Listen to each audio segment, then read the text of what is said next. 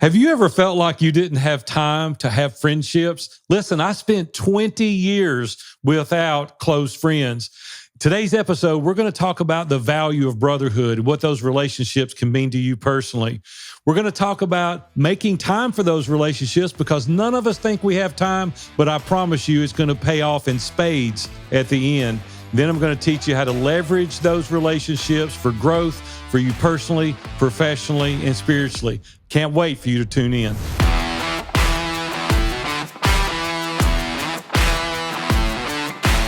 And I'm pretty fired up that you're here today. Welcome to the ISI Brotherhood podcast. What a great day it is in Nashville. Hopefully it's beautiful for you as well. Seth, how's it going? Well, it's going really well. Excited to be here talking about this topic today with you. And by the way, for once, it is beautiful here in Southern Oregon as well. So I just want to give a shout out when it's due. 6 days of the year, I think it's the sunshine. That's right. We call it summer, but it's not. We got the whole continental U.S. Covered here. You're on one coast, I'm almost on the other. So we got everybody in between. So I'm excited that we're able to talk to these guys today. But beautiful in Oregon today. That's what I love to hear. Send me a picture because I'm not sure that I've seen too many sunshiny, beautiful days in Oregon. You're hurting me now. We had whiplash. I actually had like 5 feet of snow in 1 week up in the mountains, and then it was literally 80 yesterday. So, you never know what you're going to get. You have sent me some pictures out there, man. I've never been, but it's beautiful. Well, it's not like you don't have an invitation. Let's go. I know. We need to do it. Well, today, though, we're going to be talking about investing in brotherhood. This is, without a question, my favorite topic, male relationships. It's something that's radically changed my life. We're going to dive into this topic, and I don't think it gets nearly enough attention, quite honestly. Yeah. I think that men really need deep and meaningful male friendships, and it's something that I didn't have early on in my career. First 2 decades of my career, Seth, I didn't have any of that. I was a lone ranger. I was going to solve every problem on my own. But I really have found out that in a world where busyness and surface level connections really dominate our time, authentic brotherhood is rare. And I've seen this over and over. I've got the privilege of coaching hundreds of guys around the world and having guys hundreds and hundreds in the mastermind. And I have seen this to really be rare, authentic brotherhood. But it's absolutely, I think, essential for our development, for our growth in every area of our life. And I think we're going to take a few minutes to explore how these friendships really shape a man's character, because we know there's nothing more important than our character, how it can also strengthen our faith, and how it can even influence us on a great path to success.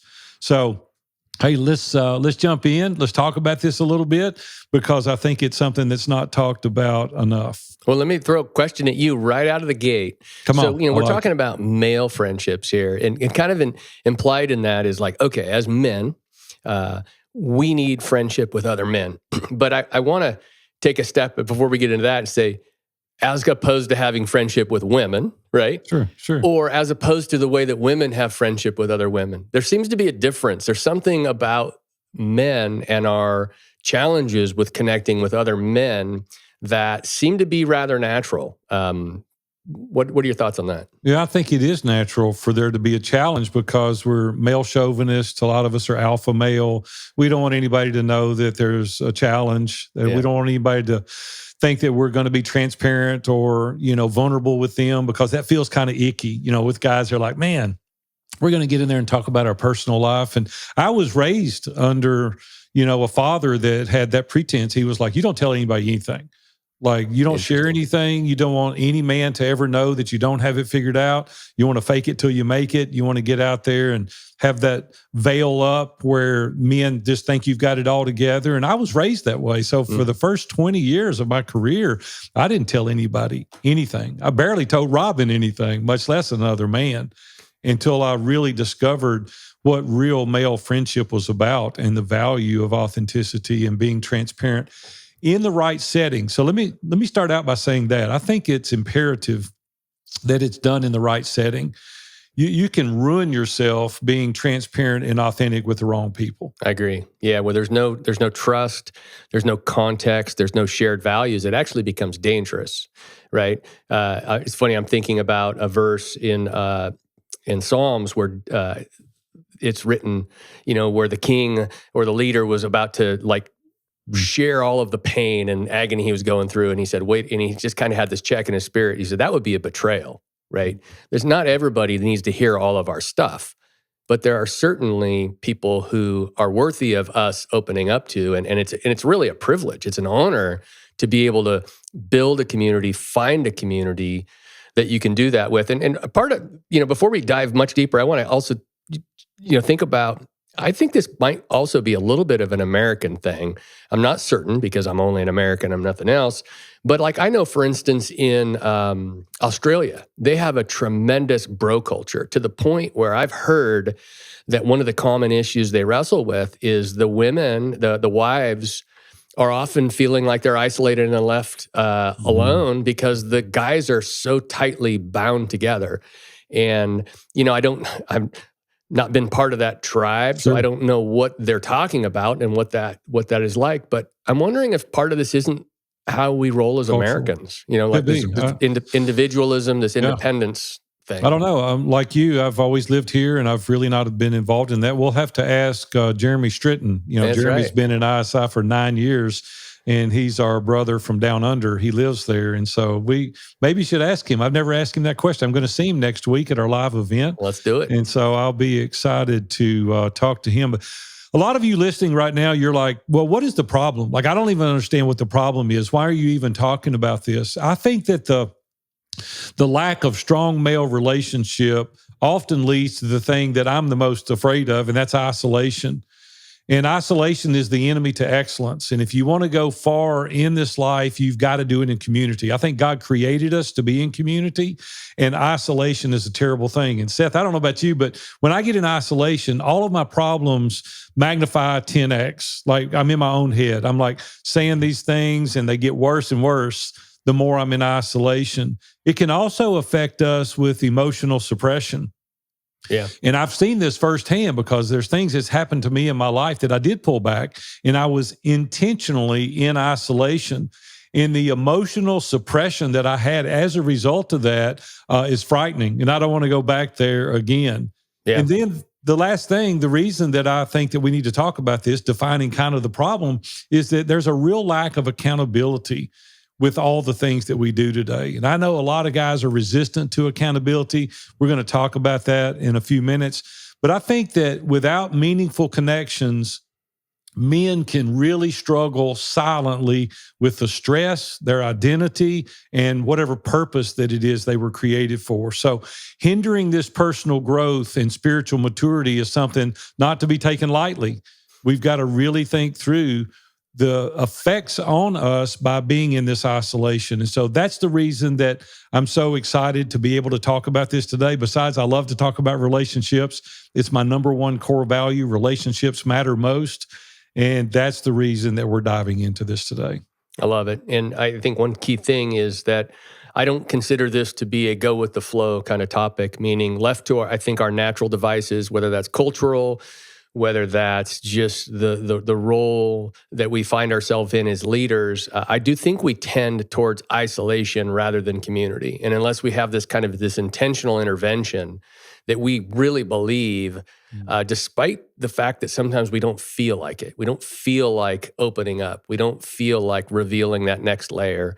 I just happened to have our ISI Brotherhood meeting today, and I was the guy in the middle. And, I had to push myself to talk about the real feelings, talk about why it's important to me, reveal things that I don't talk to with other people. But the cool part was, some of those guys have been in there for 5 years. Now, in some instances, they're like, hey, man, we've heard this before in a good way. And I'm like, what's your point? We just jesting back and forth. But the other is they know me well enough to give me that kind of advice.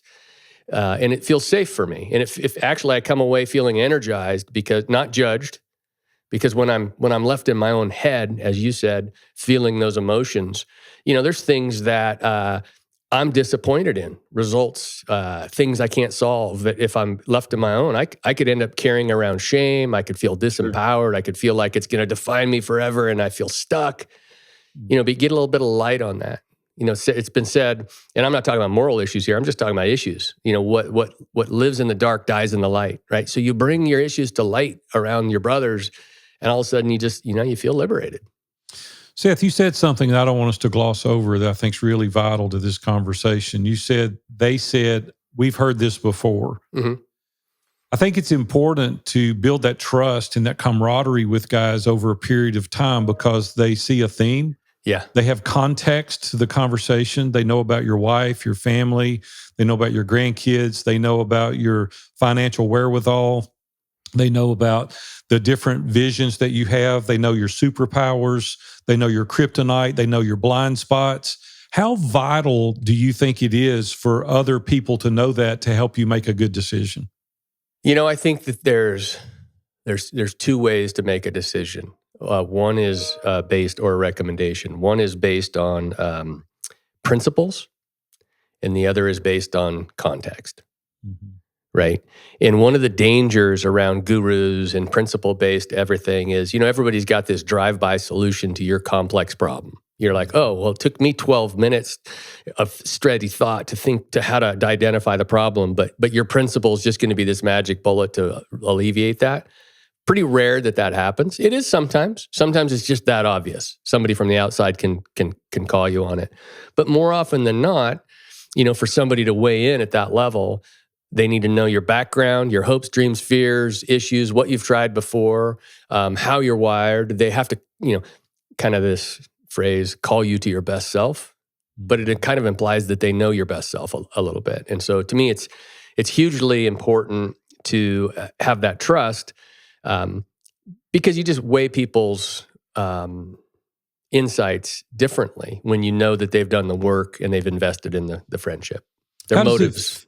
How does it feel to you to be on those calls? You've been in ISI 8 or so years now, give or take.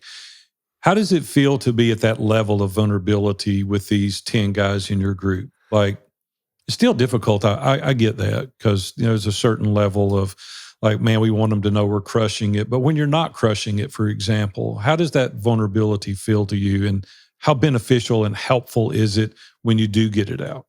Yeah, I would say it's at first it's challenging, and I'll tell you, I think we talked about previously that relationship comes through disclosure, right? And if I'm going to hold my cards so close and never disclose anything, then I'm not actually getting that relationship that I was looking for. So at first, I have to overcome that natural temptation to self-diagnose.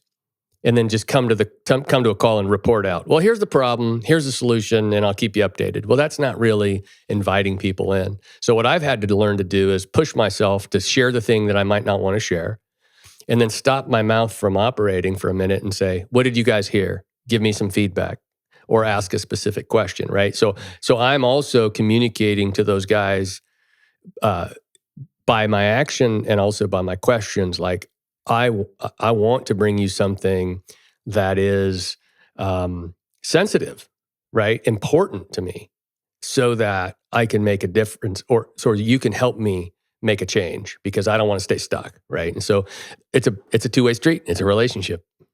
Here's the real value that I found for me personally. Those 20 years that I didn't really trust anyone else and I was in isolation doing business, I had some level of success financially. But the truth of the matter, there was some relationship capital that had been used in my family that I never shared with anybody that caused me a tremendous amount of agony and pain in later years. Yeah. And so the reason I really stress and encourage other men to be vulnerable is so that we really get down to the brass tacks. We get to the footing and then we build the foundation and then we build the structure. But if you never do that, it's always on shaky ground. Like we're building something on something that's false. And eventually, it's going to crumble. Scripture even teaches us that, right? And so we need to build things on solid foundations. It reminded me, I was on a phone call earlier this morning with a guy, and I'd never talked to this guy before. He'd followed me for about 10 years, and he was very complimentary of the things that we're doing, and I was very gracious. But then he went on to tell me all the great things that he had done, all the numbers of companies he had owned, and how good he was at this and good he was at that. And he just talked for 35 minutes about all these things. And finally, at the end, because I have had hundreds of men in the mastermind group, I knew a couple of the probing questions, and I finally got to the end. I said, can I ask you some questions? And he said, yeah. I said, how's your family life? And man, the phone got dead silent. He was like, well, we're going through some challenges right now. I said, yeah, anybody that runs this many businesses, you're not going to have a lot of time left for your family. And I can see where that would create some challenges. The conversation radically changed. It did a 180 from that point because I touched a nerve. I touched something that was important to him, but he never offered it. He didn't want to share. We would still be talking, even as we're speaking now, we would still be talking about all of his success financially and all of his companies had I not asked him that question, which inevitably is going to come up a pain point in his life at some point. Yeah. That's why in ISI, we have the 5 pillars. We want the whole man. Yeah, that's right. And so it's one of the things that's interesting is I've been in, ISI, as you mentioned, for a long time. And I had a funny experience one time when I met one of our brothers at a live event, and he told me, he said, man, you just haven't seemed very happy. And it really knocked me over because I'm generally pretty upbeat, positive guy. And I realized in the context of our ISI relationship, I'd only talked about my bad news. I only talked about the challenges. And so I had to learn to balance it out, meaning, Sure. Today I had the call. I'm like, hey, here's where it's going great. It's going great with my health. It's going great with my relationships. I had a few wins, but man, let me talk to you about the things where I really need some help from you guys. Sure. I had to remind myself not to just obsess over this That's good. thing, That's a good word. Yeah, you don't want to be that wet blanket. You don't want to be the guy that sucks the life out of every conversation. And so here's the biggest challenge that I hear from guys today. And this was a challenge for me as well when I first started. 26 years ago this year, I've been in a mastermind meeting every week for 26 years. It's radically changed my life. But here was my excuse. I don't have time. Yeah. I would say I don't have time. And then I started sharing with other guys, the people that I was in mastermind with, and I said, they're pretty busy and they make time an hour, hour and a half every week to be in these groups. Why do you not have the time? How would you answer that today as a person that had been in ISI for 8 years when they say, I don't really have the time? What would you say to them? Well, I would say, we always have time for things that are important, just period. We make time for things that are important. And, I'll be honest. I think there are times when, and there are moments are like, okay, I can agree with you. You don't have time. Sure. This is a season. This is a limited season, Yeah. and you need to execute ruthlessly to get to the other side of that so that you do have the time. And I've had things that I've canceled literally today that are important to me that I'm like, you don't have the time right now. You're going to be going through the motions if you participate in that because you've got other stuff that you're not getting done. And so we're all accountable, to God and to ourselves to manage our time well. But in our time, we have to have intentional relationships with other guys. I mean, we have a cultural issue. If you look at television, it portrays men a certain way. It's been argued that our culture has become somewhat feminized, right? We're kind of seeing this moment where it's swinging a bit, and there's a fair amount of misunderstanding, maybe just even a lack of vision of what does it look like to have healthy male friendships? Is it, do I have to have a beard and drink bourbon and drive a 4-wheel drive truck and vote one way or the other? Smoke cigars. Right. Yeah, exactly. Do I have to talk about jets and Lambos? Right. Or do I have to cry and, sip tea with my pinky high in the air? I mean, there's both ends of that spectrum. And for me, it's people that are on the same road that you can. My dad used to say, that run the race with you. They're running the race with you. Yeah. That's I what think you got to that's an important thing is because oftentimes in these groups I've gone in, I've been, me, I'm like, man, I'm all in or nothing. And I'm like, man, I'm winning, I'm crushing it. But there's other times that I've gone in there, it's like, hey, my life's falling apart right now. I've got a daughter, years ago, those that have followed me for any length of time know I've got a daughter that was facing a liver disease, and they gave her 90 days to live. And I'm like, hey, you go from high highs to low lows at those times. And here's the thing that was really valuable to me. If I had needed those relationships at that time, it's too late to build them when you need them. Agree. Yeah. And so you need to invest in these relationships so that they can loan you their strength when you're down, and they can celebrate with you when you're high and up. And when you get too big for your britches, they can call you down and go, hold on a minute. Let's not forget where these things came from. I agree with that. And that's an investment. I had an experience not long ago where I was at a trade show, and I was inviting one of my friends if he would go there, and he said, "I've never been able to justify the ROI on that," and I was just like, Mm. "Wow!" But like to your point, when you invest in relationships and you have a need in the future, you've got the capital in the bank to draw down from. And if you don't make the investment, you'll come across as entitled and needy when you finally reach out and say, "Hey, I need something desperately." People are like, "Where have you been the last few years?" Right. Like You only call me when you need something. and that's a terrible place that's a terrible feeling to feel like you're the guy that only calls somebody when you need something, right?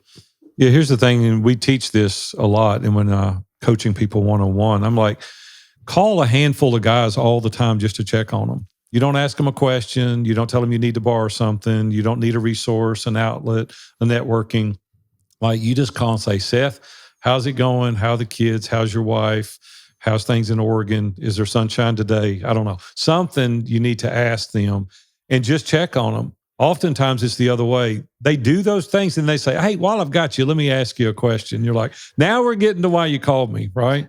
Yeah. And so we need to invest in people genuinely because we really care about them and we're really interested in them. Then when it is your turn and you need something, it's a lot easier to get. Not just when you have time. Like you didn't say, "Oh, when you have some time on your calendar that's not No, otherwise make it booked." priority. Exactly. Make it a priority because Yeah. you believe that the benefit's there for you and your family.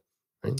I get this question also, like, how do we balance that? It's like when you have a young family and you got a new business and you're just starting and you're working 12, 14 hours a day. And like they say, and they think, I don't really have time to balance friendship with that. And I would just encourage those listeners. And I know the feeling. Listen, I was in the grind for years and years, and I get it. I totally understand it. If I could go over again, now this is my 46th year being a small business owner, I would do some things differently because they're invaluable. Those relationships are invaluable. We're living our life right now. This is not a practice run. This is the real thing. We're going through it right now. And sometimes the journey is as good or better than the destination. And so we've got to enjoy the process. We can't miss little Billy's ball games and Susie's piano recitals all the time. Periodically, it's okay. And I get that. But you're going to look back one day and you're going to have a pocket full of money and there's going to be a house full of strangers. And that's not going to serve you well. The same way with your friends. It's like, "Hey, where have you been? Like, we've been asking about you. You're grinding away. You're working all the time. Now you're ready for a relationship." They've already moved on most of the time. They've Yeah. already established other relationships. Or not, right? Or they're equally isolated and waiting for somebody to call them. And sometimes we can get a little aggrieved. We're like, "Why am I always the one that has to reach out?" My wife and I have this conversation all the time. Feel like Sure. we have to be the ones to reach out, especially Right. to the people we want to hang out with, right? Right. And that's Right. not necessarily the right question. I think it's incumbent upon us to see it as a priority, to make the outreach, and also, as much as I love peer groups, I love the ISI Brotherhood. You need some people with skin on that you see regularly around town too. Like, Hug their neck and shake their hand and eat a meal with them. I yeah, agree. and that requires some intentionality around calendaring. Like one of the things I do, I think I've shared this, is we have guys that get together 3 days a week at my office to work out, and then we've added a fourth where we go jump in the cold river and then do a sauna No, afterwards. thank you. Count me out on that one. I'm not You'd love jumping in it. the cold We river. were in 39 degrees not long ago. I But couldn't do it. But it's not that I love cold water. It's that I realized, and it's not even that we're planning these deep emotional conversations. We're just spending time together. Some might even argue wasting time together, right? It's not wasting time, I can assure you. But even if it were, it would still be worth it, right? You know what I'm saying? Yeah. It's this idea of sometimes we overscript it, like it's got to be formal or it's got to be intense. And it's like, no, man, sometimes with genuine friendships, you're just hanging out. You're just doing stuff together, right? I got a buddy of mine, we rode to Chattanooga together, and I don't think we spoke. He was having a difficult time, and he just needed some time, and we rode to Chattanooga together. It's like, he doesn't have to perform. He doesn't have to entertain me. He doesn't have to ask questions, like just being there. Some of the things that I have found have really worked well. Everybody's got a different list, but for me, it's being very intentional. We talked about that earlier. It's like, Yeah, do it when you don't have to do it, and do it when you don't have time. Like, do it anyway. Be intentional. And I think we got to do that consistently. Years and years, I've had some buddies at our church, Alan Lindsay and Chris Freeman and Hugh Morris and some of those guys. Like, we talk all the time. Riding down the road, I got 5 minutes. I'll call Alan or I'll call Chris, and we'll just talk, just catch up. Just hung up 5 minutes before this call with Patrick Lewis, a guy that we've been friends for a decade. And he just called just 5 minutes. Hey, man, checking in. How's it going? Just like, those are those friendships. And we've got to make time for that. So be consistent. Don't go off the rails and be gone 6 months. Nobody's heard from you. The other thing is keep it real. And guys can smell it a mile away. Don't blow smoke up their rear end. I mean, be real with guys. And when you're happy, be happy. When things are down, say, I wish things were different, but right now I'm going through this challenge. I could use your prayers. I need your help. Just as you did today on the call, like, some things are going good, some things are not going good. Just like, I know I get the real deal when I'm talking to Seth, because you're not going to patronize me. Well, thank you. And I would say there's a few practical things I would encourage people to do. First is look around you.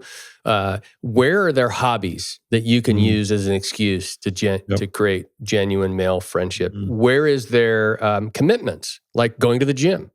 Can you invite somebody that you consider a brother, a friend, that would join you with that? Are you part of a discipleship group or a community group? Discipleship groups, particularly with the church you're in, which I love, Robbie Gallaty and the crew there at Replicate are big on discipleship groups where there's, men getting together, gathering around scripture, right? Or community groups, which tend to be a little bit more around married couples getting together with other married couples from church, doing life together. And then, of course, there's something like Iron Sharpens Iron Brotherhood or other peer groups that are very intentional and structured, mostly around business and faith, right? There's a wide range of options, and I've just given about half of them, that if this becomes a priority for somebody, at least one or two of those are well within reach in the near term if they just take action. Yeah, guys do things together. It's easier to talk when you're, playing golf or you're lifting weights or you're doing a cold plunge. Oftentimes, that's been some of the best discussions rather than just face-to-face, because that even feels more difficult. But if you're doing some of these activities together, it's a lot easier to be vulnerable. For sure. The final thing I wanted to talk about a little bit is kind of leveraging community for growth. And we've seen this in ISI. I've seen it personally, even out of ISI. You build trust. That's the most difficult thing to come across. And after you build trust with guys, we got guys in the mastermind today that had no community whatsoever. Today, one of them is my CFO. And he does an amazing job. Another guy that I've coached for 11 years, Brett Barnhart, he was a young guy, 29 years old. I think he's 41 now. Coached him every week for 11 or 12 years. And today that guy is phenomenal in the connections, the networking that he can do with people, the resources that he can provide. It's crazy to see these guys. And it's all because of these relationships that he's built. I invested a lot of money with two guys 5 years ago I didn't even know. And It's because I learned to trust them. I like their product and I'm willing to invest. So what about you? What have you seen that's been able to leverage your opportunities, we'll call it financial opportunities even, for growth by being involved in a community? Well, I do believe to some point that maxim, your net worth is your network. Just being available, asking people at the end of a call, is there anything I can do for you? Always being ready to make an introduction, doing those introductions quickly. When you have a thought, write it down and follow through, because people really appreciate that you'll go out of your way to spend a little relational capital, to say a good word for them, to weigh in on their behalf, make that introduction. And then next time, they need something, presumably they know whatever service we offer. I happen to be in the world of mergers and acquisitions and strategy. So, I'll help people any way I can with, and those things tend to come back around. And to your point earlier, if people feel like you're being transactional or programmatic about it, it doesn't come off as authentic. You got to genuinely want to help people, right? Relationships trump everything also. It doesn't matter what you do, that relationship is going to be the thing that's going to trump everything. Someone recently asked me to help them with a job application, and I knew the owner of the company, and I made a call, and within 48 hours, they had an interview. And there's hundreds of applicants for this. Now, they're not going to hire this person if they're not suited for the job. But the point is, they at least got a foot in the door because of a relationship. If I hadn't invested 26 years with this person, he wouldn't have done that for me because he knows that he can trust me. I'm not going to burden him all the time with that kind of request. It's just you build this trust and people know your heart. They know who you are. But a lot of people ask me all the time, introduce me to this person or that person. And I'm like, I'm not going to do that. Like, yeah, you that's just always a want to tough one to say take no to. advantage, right, Yeah. of Yeah. this relationship, and I'm not going to do that.